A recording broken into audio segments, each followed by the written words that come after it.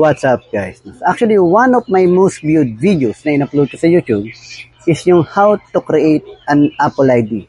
Unfortunately, it was taken down by YouTube primarily because if I'm not mistaken, dahil yung mga name na ginamit ko in creating an Apple ID, hindi ko siya hindi ko siya tinakpan, nor hindi ko man na siya binlurred. No? So, siguro dahil sa Data Privacy Act, or privacy anything, no? So, kaya tinikin down ni YouTube yan. No, actually, nag-warning na sila, then in-appeal ko, then tinake down nila dahil siguro hindi ko inedit, no? So, but I think it garnered around 500k views before it was taken down. So, yan po ang gagawin natin dahil alam ko po, maraming kababayan tayo na baguhan sa Apple at napipilitang magpagawa pa sa mga technician. So, nababawasan pa yung pera nila. No? So, yan po yung babahagi natin. How to create an Apple ID step by step sa pagbabalik. No, what's up, Bob?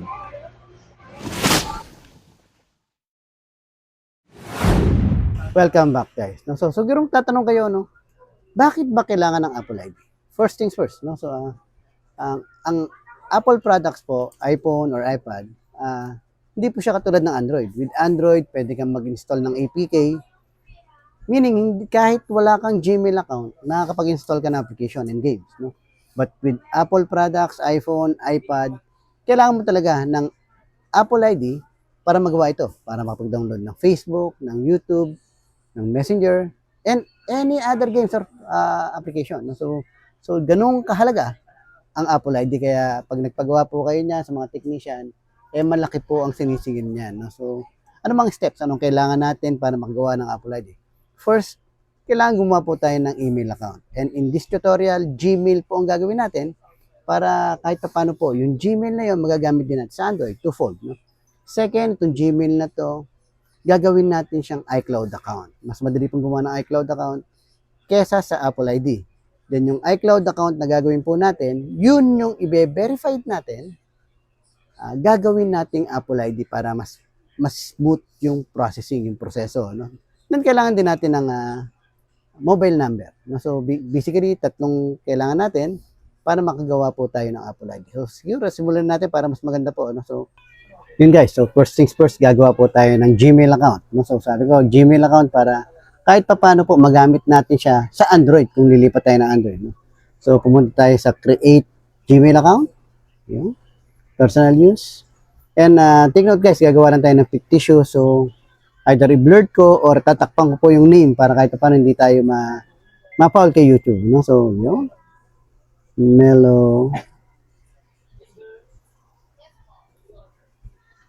Fictitious lang to guys. No? So ayan, gumawa tayo ng Gmail account. Birthday would be 25 February 25. Of course, mail, no?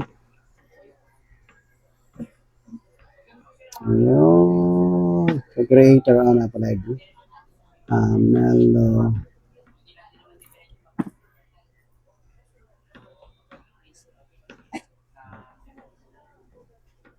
Mr. Melo De Santos. No? Fictitious lang yan, guys. No? So, password, para hindi tayo mahirapan, birthday na lang. No? So, 07 July, or date na lang ngayon. No? Pero, 1975 natin ang birthday. 07 July 1975. Ayun. So, nakagawa tayo ng Gmail account. Ganun lang kadali gumawa ng Gmail account. Especially po, pag ang gamit nyo, Android phone. No? Ayun. Wait natin matapos, guys. No?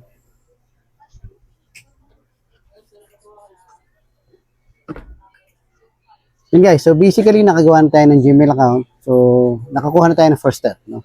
Second step naman tayo. No? Yun guys, so step number 2 would be to create an Apple account using the Gmail account na ginawa po natin kanina. No? So, in order to do that, pupunta po tayo sa iCloud.com, this one. Then, click po natin ang create an Apple account, this one. So, same details po nung ginawa natin sa Gmail.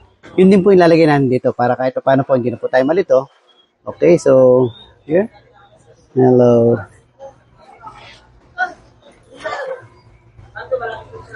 Santos. Laki. Sorry, dito na. Okay, birthday, July 27, then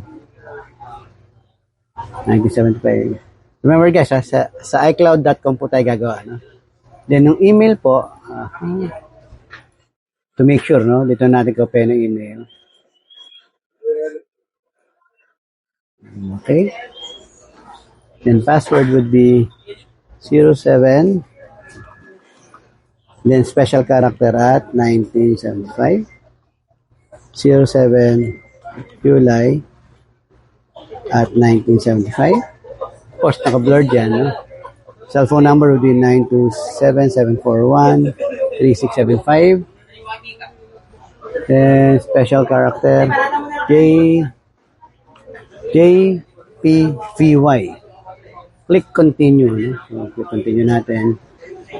So, nag-send siya ng OTP sa email address natin guys. Ayun. Verify your Apple account email address. Copy po natin to. Then, paste po natin dito. Ayun. Yun, then, OTP sa cellphone number. So, check natin guys. 640-813. Then, click natin next. No? Yun.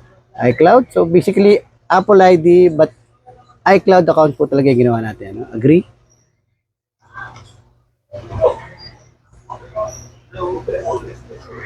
Ayun. Welcome. So, basically, nakagawa na po tayo ng iCloud account. So, yung iCloud account po na ginawa natin ito, yun po yung verified natin, yun yung i-continue natin, yun yung gagawin natin as an Apple ID. So, yun guys. So, sa third step, balik tayo. So yun guys, so third step na tayo. So yung ginawa nating Gmail address, ginawa natin siya as iCloud account. Then ngayon, tutuloy na natin siya para maging Apple ID siya. And in order to do that, click po natin ang Apple Store, this one. Then yung ginawa nating iCloud account, ilagin natin dito. No? So that would be Mr. Melo.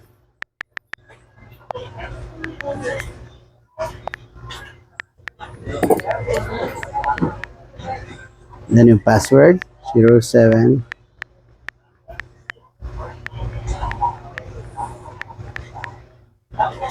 Click natin sign in. Remember guys, fictitious lang to. No? Wala talagang totoong tao na ganito. Gumawa lang ako ng pangalan para kahit paano po masundan natin. So yun, ang problema ko dahil nanghingi siya ng OTP. No? So, unfortunately, ang OTP nandito sa camera ko. Check natin. 002888.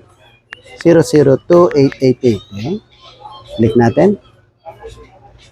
Wait natin guys. No? So, sana magawa. No? So, then i-review. This one, ito na yung verification. No? So, i-review natin yung iCloud to turn into an Apple ID. So, basically, hindi naman ganun kadali, hindi ganun kahirap. Basically, madali lang naman gumawa talaga. No? So, as long as you follow the instruction. So, click next. So, click none. Complete na naman. None, ano? So, you must complete the entire... Ay, sorry. Meron pa pala. So, this one, fictitious pa rin. Ano? So,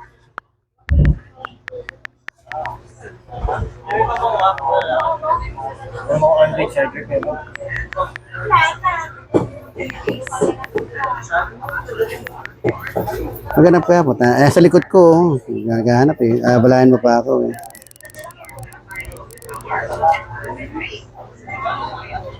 Then, input na yung number, no? 927-741-3675. That's it. Then, click next, ano? Hopefully, okay, ano? Voila. Apple ID account completed. No? So, basically, kung susundan nyo po yung proseso natin, madali lang naman talagang gumawa ng Apple ID. No? So, ang requirement dyan, email account.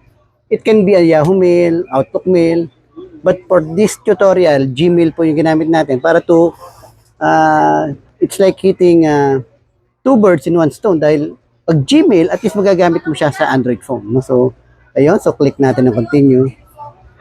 Voila. So, nakagawa na tayo ng Apple ID. As easy as 1, 2, 3. No? So, napakadali. Kahit pa paano, pwede na kayo mag-download ng application. YouTube, Facebook, Grindr, Tinder, bahala kayo dyan kung sa kayo in love. Ano? So, ganun lang kadali. Ano? Kita nyo naman, nakagawa tayo Apple ID. So, nahihirapan lang ako mag-install ng application dito because this one is an iPhone SE. No? But, basically, step 1, 2, and 3, no? Para may plan A, B, C tayo para magawa po natin ang Apple ID. At kung susundan nyo, easy. Napakadali pang gumawa ng Apple ID. Yun lang guys, maraming salamat. Hopefully, nakatulong po itong tutorial natin how to create an Apple ID in 1, 2, 3 steps. Yun lang guys, maraming salamat. God bless. God bless.